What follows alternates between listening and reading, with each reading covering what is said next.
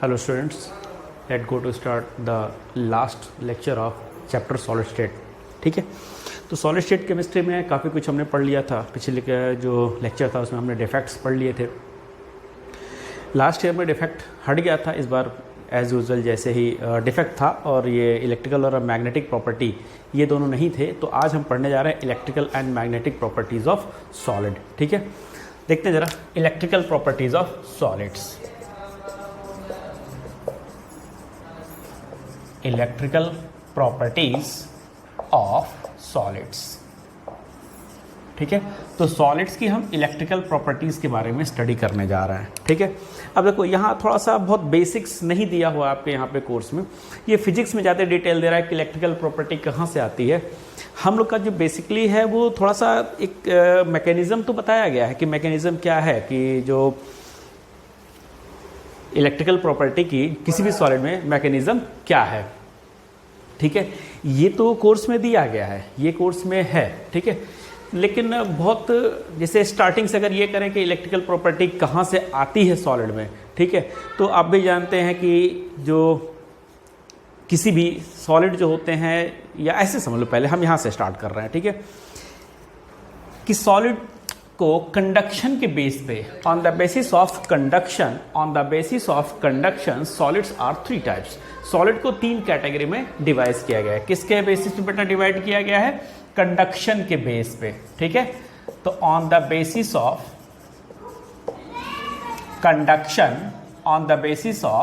Conduction solids are 3 types. 3 तरह के होते हैं सॉलिड्स. ठीक है, 3 तरह के सॉलिड्स होते हैं. कंडक्शन के बेस पे 3 तरीके के सॉलिड्स होते हैं. कौन कौन से हो गया? एक को हम कहते हैं कंडक्टर. क्या बोलते हैं बेटा हम? एक को हम कहते हैं कंडक्टर, दूसरे को कहते हैं इंसुलेटर, और तीसरे को कहते हैं सेमी कंडक्टर. ठीक है, 3 कैटेगरी में हमने डिवाइड किया हुआ है. किसी भी सॉलिड को कंडक्शन के बेस पे हमने 3 कैटेगरी में डिवाइड किया हुआ है. ठीक है, एक हो गया कंडक्टर, दूसरा इंसुलेटर और तीसरा सेमी कंडक्टर. ठीक, अब कंडक्टर, बेटा कंडक्टर का मतलब क्या हो गया? यानी कोई भी सब्सटेंस अपने थ्रू करंट पास होने दे रही है. अब कितना करंट पास होने दे रही है? फ्रीली पास कर रहा है या हीट करने पे करंट पास कर रहा है. ठीक है, कैसे करंट पास कर रहा है. ठीक है, इसके बेसिस पे हमने 3 पार्ट में डिवाइड किया. कंडक्टर क्या हो गया? जिनके थ्रू फ्रीली करंट पास कर रहा हो या इनका रेजिस्टेंस ना होता हो. तो बेटा कंडक्टेंस का उल्टा क्या होता है? कंडक्टेंस का उल्टा, या जो कंडक्शन है उसकी यूनिट क्या रखते हैं हम? तो ओम इनवर्स रखते हैं. यानी रेजिस्टेंस का उल्टा ही क्या होता है? कंडक्टेंस होता है. रेजिस्टेंस का उल्टा कंडक्टेंस होता है. तो इसका जो कंडक्टिविटी ऑर्डर है, ठीक है, वो क्या है बेटा? वो है 10 के पावर 4 से लेके 10 के पावर 6, या 6 क्या 7 कर लो, 7 ज्यादा बेहतर है. 7 ओम इनवर्स मीटर इनवर्स. ठीक है, ohm inverse metre inverse. Ohm किसकी यूनिट है बेटा? रेजिस्टेंस की. इसका उल्टा कर दिया, कंडक्टेंस बन गया. तो पर मीटर में कंडक्टेंस निकाल दिया 10 के पावर 4 से लेके 10 के पावर 7 तक. ठीक है, अब अगर बहुत अच्छा मेटल है तो 10 के पावर 7 लेंगे. मेटल्स के लिए कितना हो गया? अब कंडक्टर में जरूर नहीं कि मेटल्स आए, ग्रेफाइट भी है तो ग्रेफाइट का 10 के पावर 7 नहीं होगा. मेटल्स की बात कही गई है, अच्छे मेटल्स की बात कही गई है, उनका 10 के पावर 7 होगा. ठीक है, अब अगर इंसुलेटर की बात करें तो 10 के पावर -20 से लेके 10 के power -10 ohm inverse metre inverse, ये इनका ऑर्डर है. बहुत खराब कंडीशन है. ठीक है, अच्छा एक चीज और, इंसुलेटर का मतलब क्या समझते हो आप लोग? इंसुलेटर का मतलब क्या है? इंसुलेटर का मतलब क्या हो गया? जिससे करंट पास ना करे. बेटा थोड़ा सा ध्यान रखना, एयर कंडक्टर है कि इंसुलेटर है? एयर क्या है? तो एयर तो इंसुलेटर है. तो क्या एयर से करंट नहीं पास करता? Class 11th chapter 2 atomic structure, उसमें हमने एटम का मॉडल पढ़ा था, जिसमें हमने डिस्चार्ज ट्यूब एक्सपेरिमेंट पढ़ा था. डिस्चार्ज ट्यूब एक्सपेरिमेंट में हमने पढ़ा था कि जो डिस्चार्ज ट्यूब होता है लगभग 1 फीट लॉन्ग होता है. ठीक है, उसमें हाइड्रोजन गैस भरी जाती है. ठीक है। और जब पोटेंशियल डिफरेंस ज़्यादा क्रिएट करते हैं तो वहाँ से भी करंट पास करता है ना वहाँ से करंट, ठीक है। तो करंट वहाँ से भी पास कर रहा है, इसलिए हम उसको क्या कहेंगे, उसको हम कह देते हैं कि वो क्या है, कंडक्टर, ठीक है। तो वो भी कंडक्टर हो जाता है। क्लियर हो रही है बात, ठीक है। सोच लो इसको, याद आया discharge tube experiment, discharge tube experiment clear हुआ। वहां से याद रखना कि अगर हाई पोटेंशियल क्रिएट करें, याद है ना उसमें हाई पोटेंशियल था, तो बेटा अगर हाई पोटेंशियल क्रिएट करोगे तो उस कंडीशन में क्या हो जाएगा, इंसुलेटर भी यानी एयर भी कंडक्टर हो सकता है। क्लियर, वो भी कंडक्टर हो सकता है, ठीक है। बात समझ में आ रही है।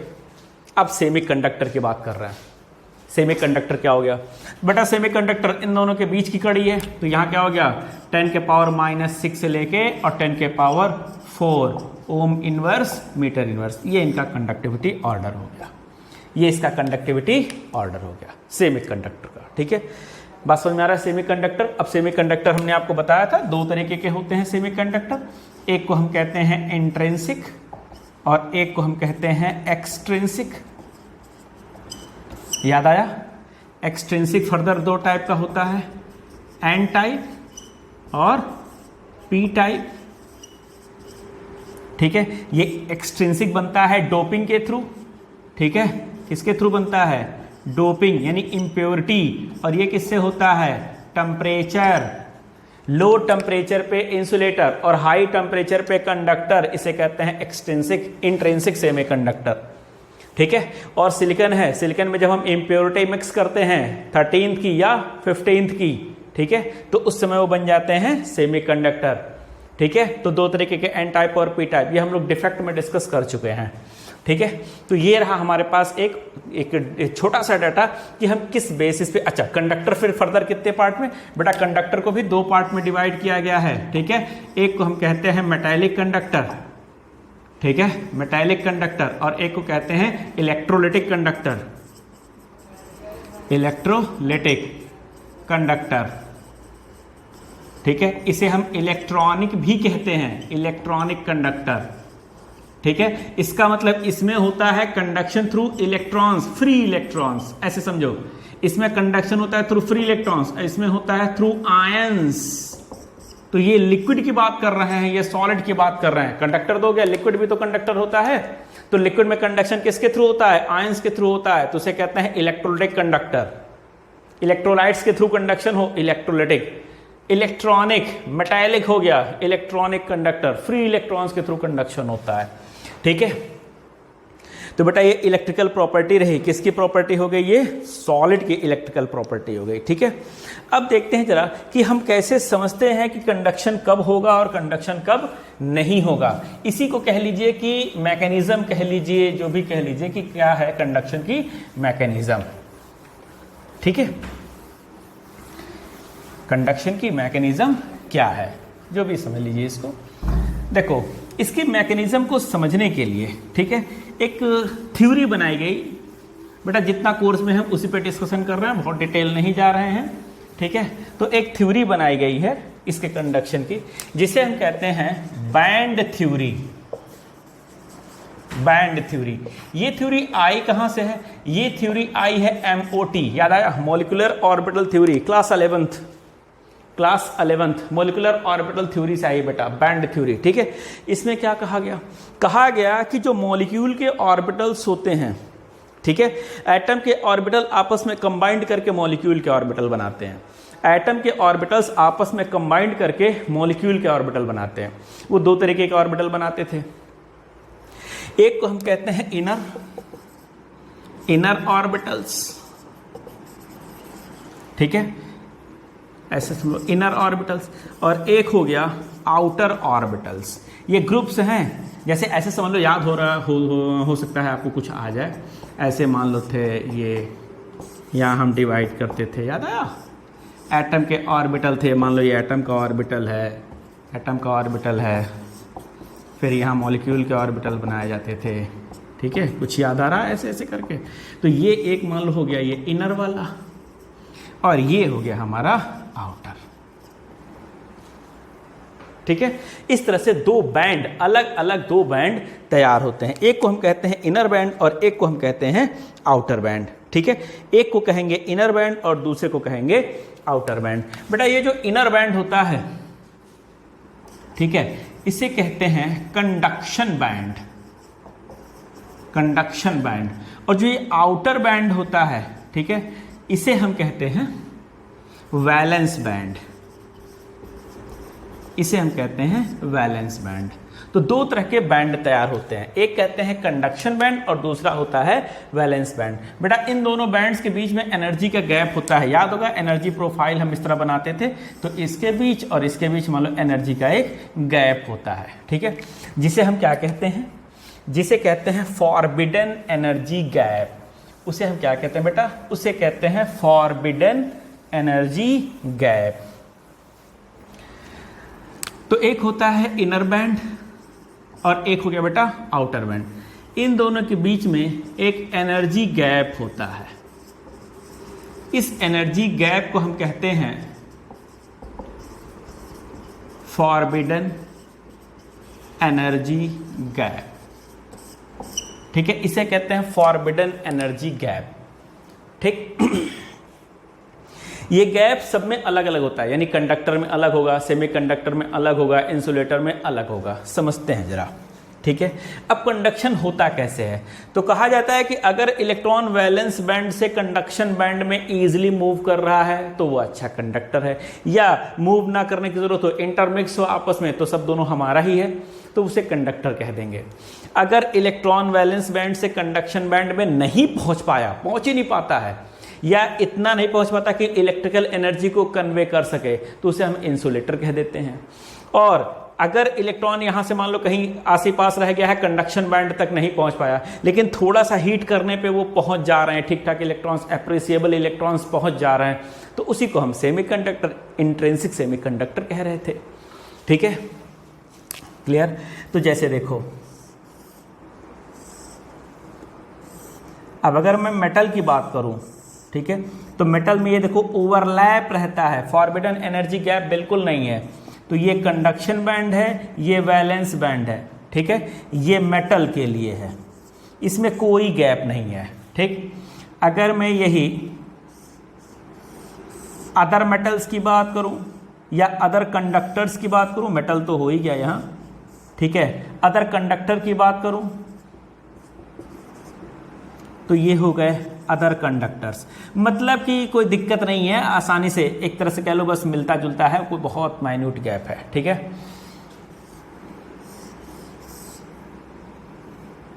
और थोड़ा सा गैप है किसमें, वैलेंस बैंड और कंडक्शन बैंड में थोड़ा सा गैप है। किस केस में गैप है, इसे कहते हैं सेमीकंडक्टर,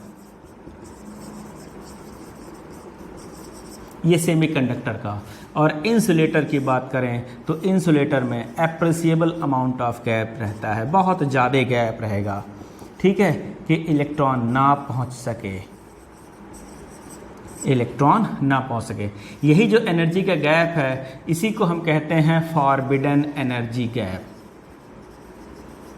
यही कहलाता है फॉरबिडन एनर्जी गैप, ठीक है बेटा, देख लीजिए, समझ लीजिए, इसी को हम कहते हैं फॉरबिडन एनर्जी गैप,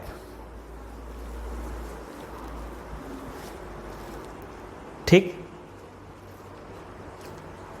तो कुछ नहीं इसमें खास है, बस मोटे मोटे तौर पे क्या समझना है, पहला पॉइंट आपको यहाँ पे समझना था कि कंडक्शन के बेस पे सॉलिड कितने टाइप के होते हैं, तो सॉलिड 3 टाइप्स के होते हैं कंडक्शन के बेस पे, कंडक्टर, इंसुलेटर और सेमीकंडक्टर, ठीक है। इसका कंडक्टिविटी ऑर्डर वो मैंने बता दिया आपको, कंडक्टिविटी ऑर्डर क्या होता है ये याद रखना है। इसके बाद से इसकी मैकेनिज्म है, तो मैकेनिज्म पे किस पे डिपेंड करती है बेटा, मैकेनिज्म के लिए दिया गया है बैंड थ्योरी। बैंड थ्योरी किस पे बेस्ड करती है, बेस्ड करती है मॉलिक्यूलर ऑर्बिटल थ्योरी पे। ये क्या बताता है, बताता है कि एटम के ऑर्बिटल आपस में कंबाइंड होकर मॉलिक्यूल के ऑर्बिटल बनाते हैं। ये ऑर्बिटल ग्रुप करके दो तरीके का बैंड बनाते हैं, दो तरीके का ग्रुप बनाते हैं, ठीक है। एक इनर ग्रुप होता है, ठीक है, या इनर बैंड होता है, जिसे हम कहते हैं कंडक्शन बैंड। इनर बैंड को हम क्या कहते हैं? Conduction band. और एक आउटर बैंड होता है, उसे हम क्या कहते हैं? Valence band. बीच में दोनों के बैंड के एनर्जी का गैप होता है, जिसे हम फॉरबिडन एनर्जी गैप कहते हैं। ठीक है, कॉन्सेप्ट क्या है? कॉन्सेप्ट ये है कि अगर वैलेंस इलेक्ट्रॉन्स कहाँ होते हैं, तो इलेक्ट्रॉन आउटर बैंड में केवल होते हैं। ठीक है, कंडक्शन बैंड में इलेक्ट्रॉन नहीं होते, इनर बैंड में इलेक्ट्रॉन नहीं होते, वैलेंस बैंड में इलेक्ट्रॉन होते हैं। इनको पहुंचना होता है कंडक्शन बैंड तक। अगर ये इजीली पहुंच रहे हैं, फ्रीली पहुंच रहे हैं, या ऑलरेडी पहुंचे हुए हैं, जैसे यहाँ पे मिक्स की बात कर रहे हैं हम, ठीक है, तो ये मेटल्स या कंडक्टर की कहानी होती है। इसमें हीट करने की जरूरत नहीं है, इजिली आराम से टहलते घूमते रहते हैं।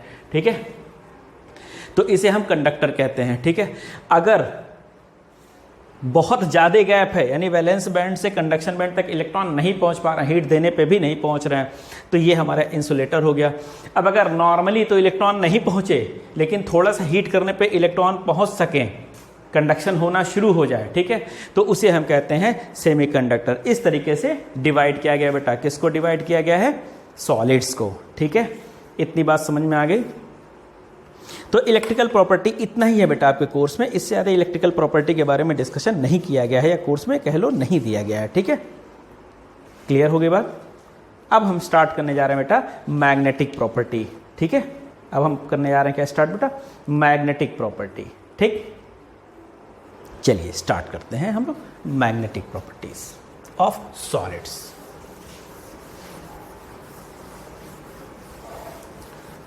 ठीक है, तो पहले जरा सोचो कि मैग्नेटिक प्रॉपर्टी किसी सॉलिड में कहाँ से आती है। ठीक है, मैग्नेटिक प्रॉपर्टी कहाँ से आ गई? अब देखो, मैग्नेटिक प्रॉपर्टी के बेस पे भी सॉलिड को 3 पार्ट्स में डिवाइड किया गया है। ठीक है, on the basis of magnetic behaviour, या on the basis of response in किसमें? Magnetic field. यानी किसी सॉलिड को मैग्नेटिक फील्ड में रखा और वो क्या रिस्पॉन्स दे रहा है, इसके बेस पे हम सॉलिड को 3 कैटेगरी में डिवाइड किए हुए हैं। ठीक है, कौन कौन सी 3 कैटेगरी हो गए बेटा? एक को हम कहते हैं डायामैग्नेटिक, ठीक है, सब्सटेंसेस। एक को हम कहते हैं पैरामैग्नेटिक सब्सटेंसेस, और एक को हम कहते हैं फेरोमैग्नेटिक सब्सटेंसेस। ये 3 कैटेगरी हैं। ठीक है, 3 कैटेगरी में हमने सब्सटेंसेस को यानी सॉलिड्स को डिवाइड किया। किस बेसिस पे? मैग्नेटिक बिहेवियर के। अब एक छोटी सी बात है सोचने का है कि आखिर मैग्नेटिक प्रॉपर्टी आती कहाँ से है? किसी सॉलिड में मैग्नेटिक प्रॉपर्टी आती कहाँ से है? तो बेटा याद रखना, हर एक एटम में इलेक्ट्रॉन होगा ही होगा, और इलेक्ट्रॉन 2 तरीके का मोशन करता है। एक spin around its own axis. तो बेटा अगर कोई चार्ज पार्टिकल कहीं भी मूवमेंट रख रहा है तो मैग्नेटिक प्रॉपर्टी होगी। तो एक तो इसकी वजह से है, और दूसरा रिवोल्यूशन अराउंड द न्यूक्लियस, तो अपने एक्सिस पे भी रिवॉल्व करता है लाइक अर्थ।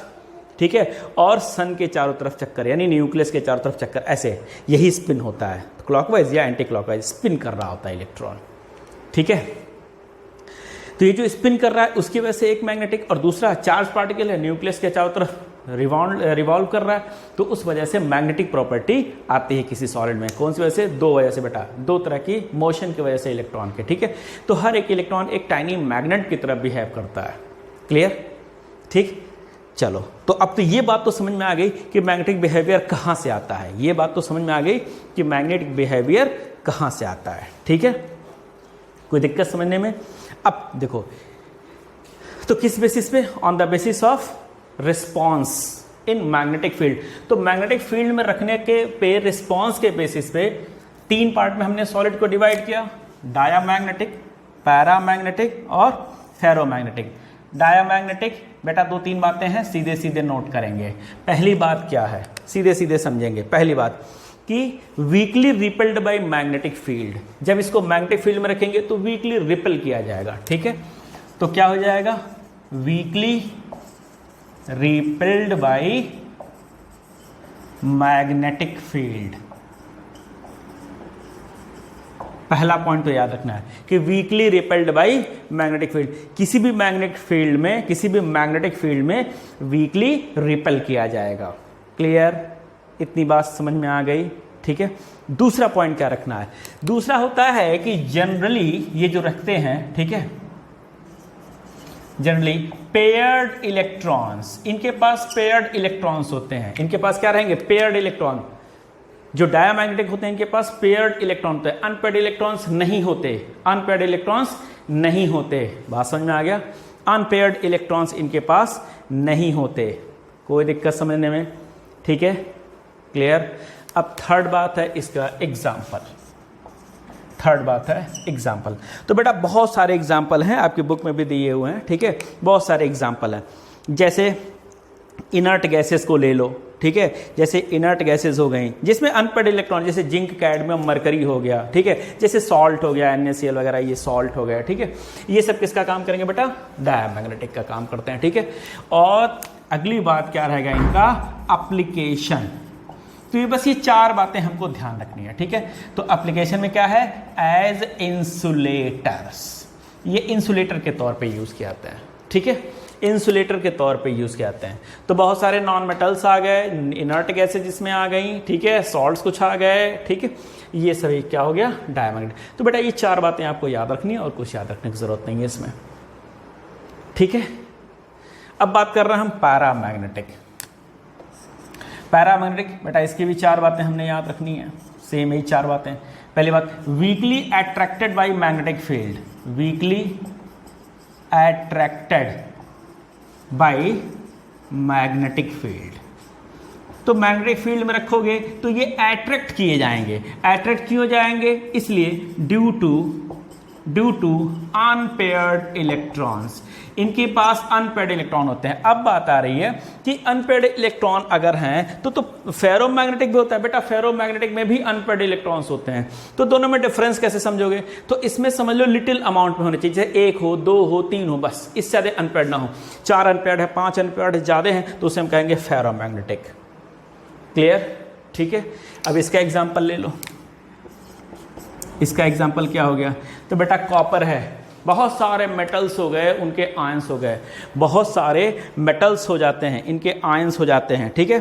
जैसे कॉपर है, आयरन है, निकिल, कोबाल्ट, क्रोमियम, कुछ भी इसमें आ जाएगा, ठीक है, कॉपर, निकिल, कोबाल्ट, कैडमियम, ये सब इसमें आ जाएगा, ठीक है, बहुत सारे इसमें आते हैं, क्लियर, ठीक है। अब इनका एप्लीकेशन क्या है, इनका एप्लीकेशन, ठीक है, तो इनका एप्लीकेशन होता है जो इलेक्ट्रिक अप्लायंसेस होते हैं बेटा, इलेक्ट्रिकल अप्लायंसेस में इनका यूज होता है। अब समझो इनके लिए एक पॉइंट और बनाना हमको चाहिए, ठीक है, क्या एक पॉइंट और बनाना चाहिए बेटा, देखो अगर इनको मैग्नेटिक फील्ड में रखा तो ये मैग्नेटाइज हो जाते हैं, ठीक है, magnetised in magnetic field but lose their magnetism in absence of magnetic field, ठीक है। तो क्या रहा, जैसे इनको मैग्नेटिक फील्ड में रखा ये मैग्नेटाइज हो गए और जैसे ही फील्ड हटाया ये नॉर्मल हो गए। तो कितना अच्छा एग्जाम्पल है इलेक्ट्रोमैग्नेट्स का, उनको स्विच ऑन किया मैग्नेटाइज हो गए, जैसे स्विच ऑफ किया नॉर्मल हो गए। कॉपर, अरे भाई पंखा देखो, फैन स्विच ऑन करते ही मैग्नेटाइज हुआ, मैग्नेट ने कॉइल था, कॉइलिंग में मैग्नेटिक फील्ड क्रिएट हुआ, उस मैग्नेट ने क्या किया, पंखे को ब्लेड को नचाना शुरू किया और जैसे हमने स्विच ऑफ किया नॉर्मल एलिमेंट रह गया, बस केवल मेटल रह गया, मैग्नेटिज्म खत्म, पंखा इनर्शिया की वजह से धीरे धीरे धीरे धीरे कर रुक जा रहा है। तुरंत इसलिए नहीं रुकता क्योंकि इनर्शिया है, उसको कहती है चल रहे थे थोड़ा चलते रहो। बात समझ में आ गया, ठीक है। मिक्सर है, जितने भी अप्लायंसेस, बहुत अच्छा एग्जाम्पल है बताइए, ठीक है, बहुत बढ़िया एग्जाम्पल है, ठीक है। अब फेरोमैग्नेटिक की बात कर रहे हैं तो स्ट्रांगली, पहला पॉइंट बेटा, strongly attracted by magnetic field, ठीक है, गेट मैग्नेटाइज्ड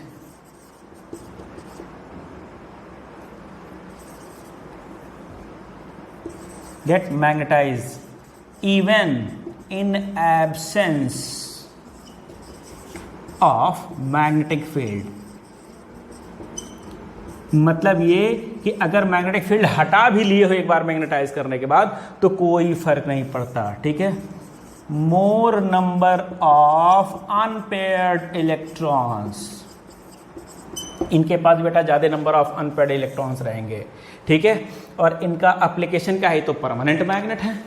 इनका एप्लीकेशन क्या है बेटा, ये तो परमानेंट मैग्नेट है, ठीक है। इसमें कोई चेंज होना ही नहीं है, तो परमानेंट वाले हैं। बात समझ में आ गया, ठीक है। तो जैसे iron, nickel, cobalt, gadolinium, GD, ठीक है, ये सब इसमें आते हैं। आखिर आयरन से ही तो बनाता है परमानेंट मैग्नेट, ठीक है। ये सब इसमें आते हैं, कोई चार्ज नहीं हुआ, चार्ज हमने दिखाया हुआ है, ठीक है।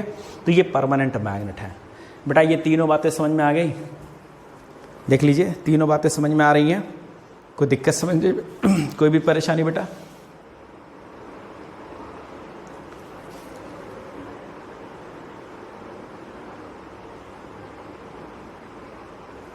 कॉन्सेप्ट क्लियर है, ठीक है। तो ध्यान रखिएगा, मैग्नेटिक बिहेवियर के बेस पे हमने सॉलिड को 3 कैटेगरी में डिवाइड किया, डायमैग्नेटिक, पैरामैग्नेटिक, फेरोमैग्नेटिक। कोई भी अनपेयर्ड इलेक्ट्रॉन नहीं, कुछ अनपेयर्ड इलेक्ट्रॉन 1 2 3, इसमें ज़्यादा अनपेयर्ड इलेक्ट्रॉन, ठीक है। ये मैग्नेटिक फील्ड में वीकली रिपेल किए जाएंगे, ये वीकली अट्रैक्ट किए जाएंगे, ये बहुत तगड़े से अट्रैक्ट किए जाएंगे, ठीक है। ये इंसुलेटर की तरह काम करेंगे, ये इलेक्ट्रिकल इलेक्ट्रोमैग्नेट की तरह काम करेंगे, ठीक है। Insulator, electromagnet, permanent magnet, insulator, electromagnet, permanent magnet, ठीक है। कोई दिक्कत तीनों समझने में? कोई दिक्कत? देख लो जरा, समझ लो।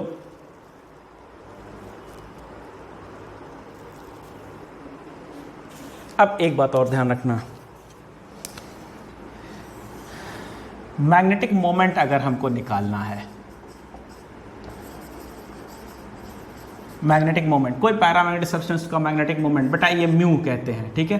तो अगर हमें म्यू कैलकुलेट करना है तो n+2 का ये रूट, ये है बेटा इसका फॉर्मूला, और यूनिट होती है बोर मैग्नेटॉन। n क्या है यहाँ पे? n है नंबर ऑफ अनपेयर्ड इलेक्ट्रॉन्स। क्या है ये? नंबर ऑफ अनपेयर्ड इलेक्ट्रॉन्स है ये, ठीक है बेटा, नंबर ऑफ अनपेयर्ड इलेक्ट्रॉन्स, ठीक। तो इस तरीके से हम निकालते हैं। अब मान लो किसी में अनपेयर्ड इलेक्ट्रॉन 2 है तो 2 + 2 4, 4 2 जा 8, 8 का रूट ले लीजिएगा, ठीक है। इस तरह से निकलेगा। क्लियर? चलते हैं आगे बेटा।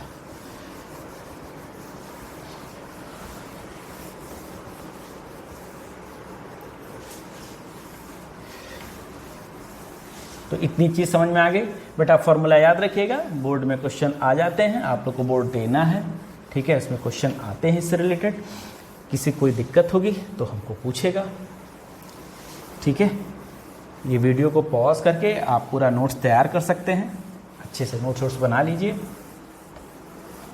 और इस साल भी उम्मीद तो नहीं है कि कोरोना कंटिन्यू रहेगा, इसलिए इसमें ना रहिएगा कि हम लोग भी क्लियर हो जाएंगे, क्योंकि अब वैक्सीनेशन और ये सब चीज़ें बड़ी एक्टिव हो गई हैं। गवर्नमेंट कहेगी वैक्सीन लगा दिए, चलो स्कूल आ जाओ अब। तो ऐसा ना बेटा दिक्कत हो, स्कूल आना पड़ सकता है, ठीक है। तो तैयार रहिए बिल्कुल। चलो बेटा नेक्स्ट पॉइंट देखते हैं। ये जो फेरोमैग्नेटिक था, फेरोमैग्नेटिक में जो आयंस हैं फेरोमैग्नेटिक के, या जो छोटी छोटी यूनिट्स हैं फेरोमैग्नेटिक की, इनको ग्रुप किया गया, यानी आयंस का एक ग्रुप बनाया जाता है। उस ग्रुप को हम कहते हैं डोमेन्स। यानी मान लो कि फेरोमैग्नेटिक सब्सटेंसेस हैं, उसके कई सारे आयंस हैं, आयंस को हम ग्रुप बनाते हैं, आयंस के ग्रुप्स होते हैं, ठीक है।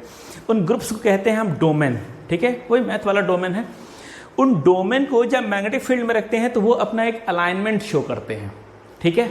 तो उस अलाइनमेंट के बेस पे, यानी कि on the basis of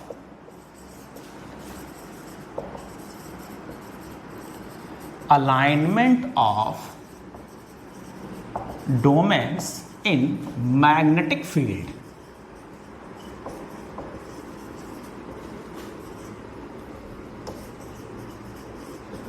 ferromagnetic substances are three types. वो तो तीनों कौन कौन से हैं? एक तो खुद होता है फेरोमैग्नेटिक, दूसरा होता है एंटी फेरो मैग्नेटिक, और तीसरा होता है फेरी मैग्नेटिक.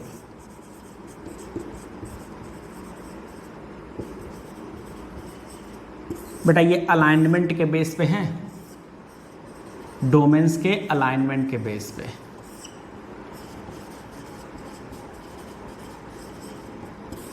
उनके बेस पे ये हमने क्लासिफाई किया हुआ है. ठीक है. अब फेरोमैग्नेटिक में क्या होता है ये देखो, इसे कहते हैं इक्वल अलाइनमेंट. ठीक है, इक्वल अलाइनमेंट है. इक्वल अलाइनमेंट है तो strong magnetic moment, strong magnetic moment. तो इसमें जो मैग्नेटिक मोमेंट होता है वो स्ट्रॉन्ग, क्योंकि सभी का डायरेक्शन एक साइड में है. अब यहाँ कह रहा है एंटी फेरो, तो एक इधर रहा एक इधर हो गया, एक इधर रहा एक इधर हो गया, एक इधर रहा एक इधर हो गया. ठीक है, तो इसे कहते हैं अपोजिट अलाइनमेंट. ये अपोजिट अलाइनमेंट है. ठीक है, तो नो नेट मैग्नेटिक मोमेंट, तो इसमें कोई मैग्नेटिक मोमेंट नहीं होगा, सब एक दूसरे को कैंसिल करेंगे. ठीक है. अब फेरोमैग्नेटिक में क्या होता है, दो इस साइड में हुआ एक नीचे, फिर दो एक साइड में हुआ एक नीचे, फिर दो एक साइड में हुआ एक नीचे. ठीक है, तो बेटा एक ऊपर एक नीचे तो कैंसिल हो जाएगा. मान लो ये इसको कैंसिल किया, मान लो ये इसको कैंसिल किया, मान लो ये इसको कैंसिल किया, तो अभी एक ये इनका तो एक साइड में अलाइनमेंट है ना, इन तीनों का एक साइड में अलाइनमेंट है ना. ठीक है, तो इसे कहते हैं अनइक्वल अलाइनमेंट. ठीक है, and show net magnetic moment. Net magnetic moment ये शो करते हैं. ठीक है, देख लीजिए तीनों, समझ लीजिए अच्छे से. ठीक है, तीनों देख लीजिए, समझ लीजिए.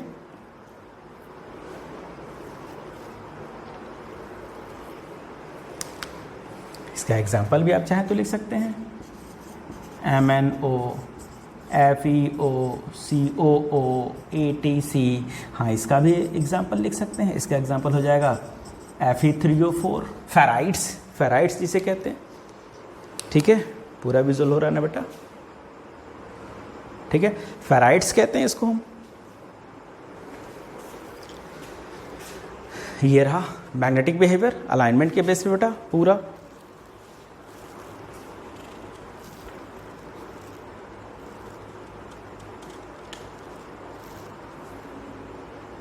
कोई दिक्कत आ रही है समझने में? अब एक नोट पॉइंट और याद रखना है आपको, लास्ट है ये. ठीक है, नोट पॉइंट याद रखना है आपको. क्या है वो नोट पॉइंट? बेटा इंपॉर्टेंट है, पूछा जाता है. ये तो आप वीडियो पॉज करके और लिख लीजिएगा नोट्स, इसमें कोई दिक्कत नहीं है. वीडियो पॉज करके नोट्स लिख लीजिएगा. देखो, फेरोमैग्नेटिक, एंटी फेरोमैग्नेटिक और फेरी मैग्नेटिक. इन तीनों को हम चाहें तो पैरामैग्नेटिक में कन्वर्ट कर सकते हैं. कब कर सकते हैं बेटा? हाई टेम्परेचर पे. अब कहीं कहीं पूछ लिया जाता है तो बेटा 850 केल्विन, 850 केल्विन. सबको फेरोमैग्नेटिक को हाई टेम्परेचर देंगे, पैरामैग्नेटिक में आ जाएगा. एंटी फेरो को हाई टेम्परेचर, पैरामैग्नेटिक में आ जाएगा. फेरी का हाई टेम्परेचर, पैरामैग्नेटिक में आ जाएगा. कितना हाई होना चाहिए? 850 केल्विन होना चाहिए. ठीक है, तो 850 केल्विन अगर हम प्रोवाइड कर रहे हैं तो हम कन्वर्ट कर सकते हैं. ठीक, इसे कोई दिक्कत नहीं, आराम से कन्वर्ट कर ले जाएंगे. कोई दिक्कत बेटा यहाँ तक समझने में? तो ये आपका जो चैप्टर सॉलिड स्टेट है ये कंप्लीट हो गया. ठीक है, चैप्टर सॉलिड स्टेट आपका कंप्लीट हो गया. ठीक, अब मिलेंगे हम लोग नेक्स्ट चैप्टर के साथ अगले वीडियो में। ठीक है बेटा, यहीं तक आज। ओके।